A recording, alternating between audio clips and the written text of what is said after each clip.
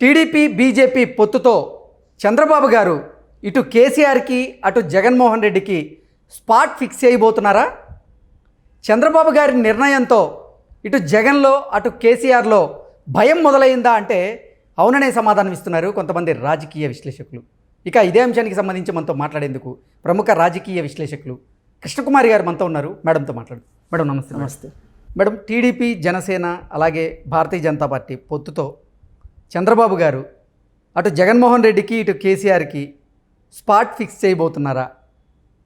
చంద్రబాబు గారి నిర్ణయంతో చంద్రబాబు గారి వ్యూహంతో జగన్మోహన్ రెడ్డి కేసీఆర్ ఇప్పుడు విలవిల్లాడుతున్నారా అంటే ఏం చెప్తారు మేడం? వాస్తవమే కదా. ఇప్పుడు వీళ్ళిద్దరూ ఏ అండ చూసుకుని ఎన్నాళ్ళు ఎగిరారు? బీజేపీ అండ చూసుకునే కదా. పైనుంచి అధికార హామీనో అనధికార హామీనో ఏదో ఉండబట్టే కదా, ఒక అండాదండా ఉండబట్టే కదా వీళ్ళిద్దరూ ఇంత రెచ్చిపోయి పెచ్చిరిల్లిపోయి పనులు చేసింది. సరే, ఏదేమైనప్పటికీ వాళ్ళంటే అధికారం కోల్పోయారనుకోండి, ఈయన అధికారం కోల్పోవడానికి రెడీగా ఉంటాడు జగన్మోహన్ రెడ్డి. కాకపోతే వచ్చిన చిక్కల్లా ఏంటి అంటే జగన్మోహన్ రెడ్డికి ఒకటే ఆయుధం దొరికేది. అందరూ ఒకటే నా మీదకి వచ్చి దాడి చేస్తున్నారు.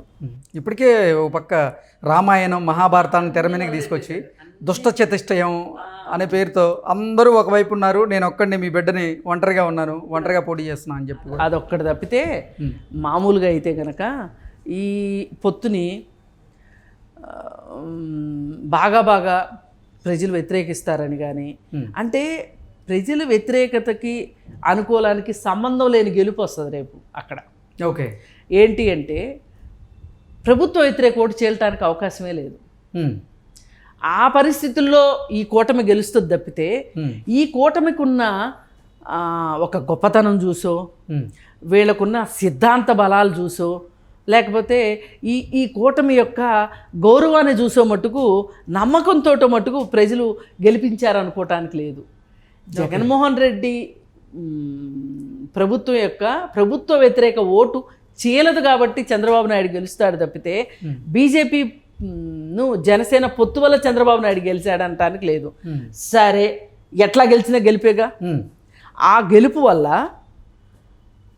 జగన్మోహన్ రెడ్డి ఓడిపోతాడు, అది ఆయనకి స్పాటు. ఎంత కాదనుకున్నా ఈ పొత్తు ధర్మం ప్రకారం ఒకసారి కాకపోతే ఒకసారి అయినా సరే చంద్రశేఖర్కి అంటే కేసీఆర్కి ఒక జలక్ అయితే వచ్చే అవకాశం ఉంది. ఎలా మేడం? ఎలా అంటే ఇప్పుడు రిటర్న్ గిఫ్ట్ ఇస్తా అని ఎంత రెచ్చగొట్టాలో అంత రెచ్చగొట్టాడు. ఇచ్చాడు కూడా రిటర్న్ గిఫ్ట్. ఎవరు? కేసీఆర్. దానికి ప్రతిగా ఈయన కూడా ఇంకో రిటర్న్ గిఫ్ట్ ఇచ్చాడు. కానీ జైలు అనేది ఒకటి మిగిలిపోయిందిగా. ఇప్పుడు ఆ కుటుంబం నుంచి ఎవరిని జైలుకి పంపించాలి అనే ఒక ఆలోచన కూడా చంద్రబాబు నాయుడుకి ఉండదు అని ఎందుకు అనుకోవాలి? ఓకే, ఆ ప్రకారంగా చూసుకుంటే కేసీఆర్కి చెక్ పెట్టినట్టు. ఏమైనా జరగవచ్చు. అందుకే రాజకీయాల్లో మనం ఇదిమిద్దంగా ఇదే జరుగుతుంది, E=MC² అనటానికి లేదు రాజకీయాల్లో. ఎటైనా జరగవచ్చు. అందుకే రాజకీయాల్లో జ్యోతిష్యాలు చెప్పలేంది. అందుకే మనం ఆడెవడో పనికిమాల జ్యోతిష్కుడు చెప్పాడు కానీ వేణుస్వామి లాంటోడు ఇక్కడ టీఆర్ఎస్ఏ గెలుస్తుంది, ఎకాయికన కేటీఆర్ సీఎం అయిపోతాడని చెప్పాడు. ముందు కేసీఆర్, తర్వాత కేటీఆర్ కాదు, ఎకాయికన అని చెప్పాడు. కాబట్టి అలాంటి పిచ్చి జ్యోతిష్కాలు చెప్పడానికి కుదరదు. ఏం చెప్పినా ప్రజల నాడిని బట్టి, ప్రజలు ఎదుర్కొంటున్న సమస్యలు బట్టి, అలాగే అధికారంలో ఉన్న పార్టీ చేసిన అసమర్థ పాలన వల్ల గెలుపోవటములు ఉంటాయి తప్పితే జ్యోతిష్యాలు చెప్పినంత మాత్రాన కావు. అందుకే మనం కూడా జ్యోతిష్యాలు చెప్పడానికి లేదు. ఇప్పుడు మనం ఎట్లా మాట్లాడగలుగుతున్నాము? ఒక శాస్త్రీయంగా ఒక విషయం ఏంటంటే అధికార పార్టీకి అధికార యంత్రాంగాన్ని ఉపయోగించుకోగలిగిన అవకాశం ఎంతైతే ఉంటుందో ప్రభుత్వ వ్యతిరేకత అనేది కూడా అంతే స్థాయిలో పనిచేస్తుంటుంది. ఆ వ్యతిరేకతని ఎవరైతే సొమ్ము చేసుకుంటారో, ఎవరైతే ప్రజల దృష్టికి తీసుకెళ్ళగలుగుతారో, ప్రజల దగ్గర నమ్మకం తెచ్చుకోగలుగుతారో వాళ్ళు గెలుస్తారు. ఓకే, ఇది రాజకీయాల్లో అంటే విశ్లేషణ ఇలా ఉంటుంది. అంతేగాని ఆయన రాసి ఈయన రాసి ఆయన శని ఆ పాదంలో ఉంది, కుజుడు ఇవన్నీ కాదండి, ఇవన్నీ కాదు. మనం అనుకునేటట్లు ఒక గెలుపుకి ప్రామాణికం కానీ ఓటమికి కారణం కానీ ఒక్కటే ఉంటుంది. అధికారంలో ఉన్నవాడు సరిగా పరిపాలిస్తే, అన్ని వర్గాలకి న్యాయం చేస్తే, మేనిఫెస్టో ప్రకారం ఉంటే, భోంచేయటం తగ్గిస్తే గెలుస్తాడు. దీనికి పూర్తి రివర్స్ చేశారనుకోండి, భోజనమే మా మొదటి కార్యక్రమం అనుకున్నారనుకోండి, మిగతా అన్ని గాలికి వదిలేశారనుకోండి, వీళ్ళని కూడా గాలిలోకి పంపిస్తారు. ఇది జరిగేది. ఓకే, ఓవరాల్గా అయితే నిజంగా అంటే చంద్రబాబు గారి వ్యూహం వల్ల జగన్మోహన్ రెడ్డి ఇటు కేసీఆర్ విలవిల్లాడుతున్నారా అంటే ఒక రకంగా చంద్రబాబు నాయుడు వ్యూహం అంటానికి కూడా లేదు ఇక్కడ. ఇప్పుడు ఇక్కడ బలవంతం పొత్తు ఎవరు చేస్తున్నారు? అసలు నిజానికి చంద్రబాబు నాయుడు కొంచెం భయంగానే ఉన్నాడు ఈ పొత్తులోకి వెళ్ళటానికి. ఎందుకు మేడం? ఎందుకంటే అమ్మో బీజేపీ ఏం చేస్తుందో తెలియదు, అది అసలే గత్తర్ పార్టీ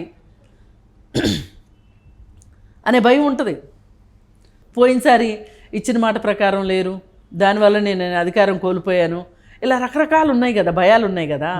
మళ్ళీ మొన్న ఎంతైనా కానీ బీజేపీ పార్టీ మూడో కన్ను తెరిచి జగన్మోహన్ రెడ్డి చేత అరెస్ట్ చేయించిన విషయం కూడా ఐడియా ఉంటుంది కదా. ఏం చేస్తారో అనే ఒక భయం అయితే ఉంటుంది కదా, గెలుస్తానో గెలవనో అని. ఇవాళ జగన్మోహన్ రెడ్డికి గెలుపు ఎంత అవసరమో చంద్రబాబు నాయుడుకి కూడా అంతే అవసరం. ఇద్దరు పోటాపోటీగా తలపడుతున్నారు. ఎందుకంటే ఈసారి ఈ ఇద్దరిలో ఎవరు ఓడిపోయినా ఆ పార్టీకి మనుగడ ఉండదు. ఎందుకంటే 2 సార్లు అధికారంలోకి రాలేదు అంటే ఈ కేడర్ ఏమైపోతుందో అనే ఒక భయం చంద్రబాబు నాయుడుకి ఉంటుంది. ఇప్పుడు నేను గెలవకపోతే నా కేసులు వాటి గురించి మళ్ళీ జైలుకి వెళ్ళాల్సి వస్తుందేమో అనేది ఒక భయం. రెండో భయం, కాంగ్రెస్ పార్టీ కాచు కూర్చునుంది. అధికారంలో రాకపోతే మొత్తం ఎండ్రకాయలు మొత్తం ఆ గంపలోంచి ఈ గంపలోకి దొరకడం, గంప రెడీగా ఉంది.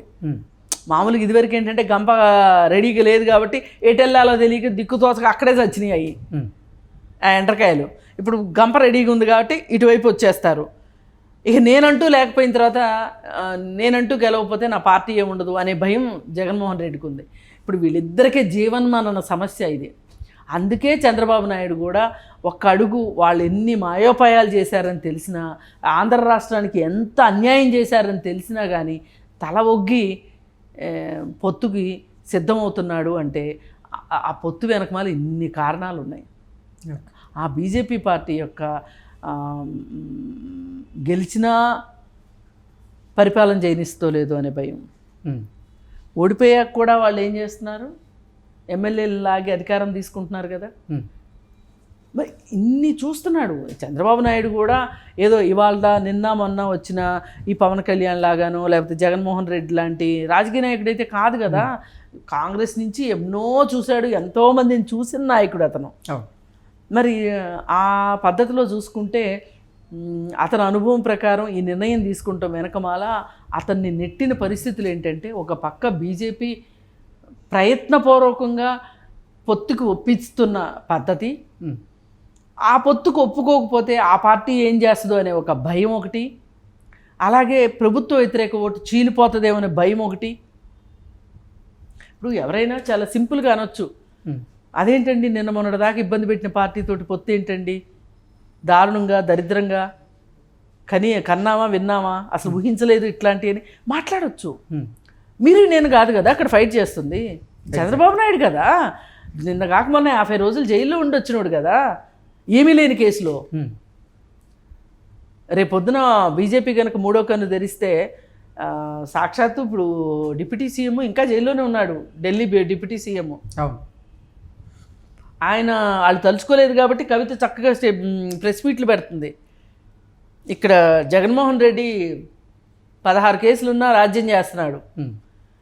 మరి నేను గనక వాళ్ళతోటి స్నేహహస్తం గనక ఇవ్వకపోతే సరి అయిన కారణాలా అంటే ఏమో నేను చెప్పలేను. కానీ అతను ఈ కారణాలన్నీ వెంటాడుతున్నాయి కాబట్టే బీజేపీ తోటి పొత్తుకు రెడీ అవుతున్నాడు. దీన్ని ప్రజలు ఎలా స్వాగతిస్తారు అనేది పెద్ద ప్రశ్న. జగన్మోహన్ రెడ్డి దీన్ని ఎలా క్యాష్ చేసుకుంటాడు అనేది ఇంకొక ప్రశ్న. ఏది ఏమైనప్పటికీ ప్రభుత్వ ఓటు చీలదు కాబట్టి ఖచ్చితంగా చంద్రబాబు నాయుడు కూటమి గెలుస్తుంది అనేది కూడా ఒక వాస్తవం.